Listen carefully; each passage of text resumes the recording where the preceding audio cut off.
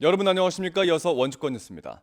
사흘째 영서 전역에 한파특보가 계속되면서 한파가 맹위를 떨치고 있습니다. 오늘 아침 최저 기온은 대관령이 영하 23.2도, 원주가 영하 10.7도, 영월이 영하 12.3도로 올겨울 들어 가장 기온이 낮았고 평창이 영하 14도, 횡성이 영하 13.7도 등을 보였습니다.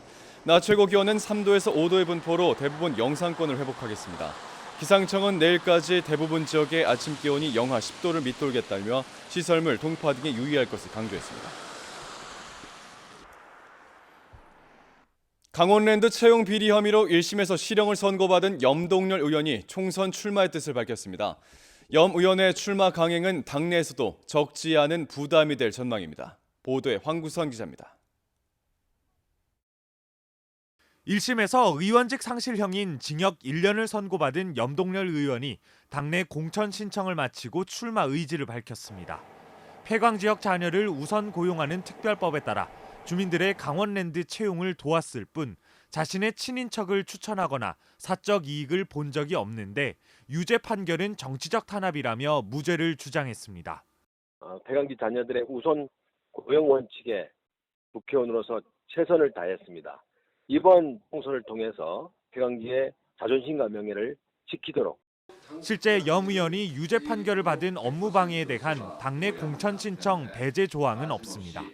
공천 접수를 했을 경우에 거기에 해당하는 거냐 맞나를 판단하는 주체가 공천관리위원회입니다. 염 의원의 총선 출마 강행을 두고 자유한국당 내부에서도 불편한 기색을 보이고 있습니다. 재선 의원에다 인재 영입위원장을 맡은 염 의원의 출마를 당 차원에서도 이러지도 저러지도 못하는 부담으로 작용할 거라는 겁니다. 정의당 강원도당도 무죄 입증은 개인적인 문제라며 지금이라도 주민들에게 사과하고 총선 불출마를 선언할 것을 촉구했습니다. 이 염동열 의원님 같은 경우는 사과가 전혀 없는 게 가장 큰 문제라고 생각이 들고요. 제1야당인 자유한국당의 인재영입위원장을 하고 있는데 이 부분에 대해서도 굉장히 문제가 심각한 것 같아요. 염 의원의 출마가 법적 문제는 없더라도 높은 도덕성을 요구받는 국회의원으로서 사회적 흠결은 피할 수 없다는 여론도 적지 않습니다. MBC 뉴스 황구선입니다. 원주시 인구가 1월 말 기준 35만 명을 넘어섰습니다. 원주시에 따르면 올해 1월 현재 인구수는 35만 202명으로 1년 전 34만 4,514명보다 5,688명이 증가했습니다. 원주시 인구는 2008년 3월 30만 명을 돌파한 이후 11년 10개월 만에 5만여 명이 늘어난 겁니다.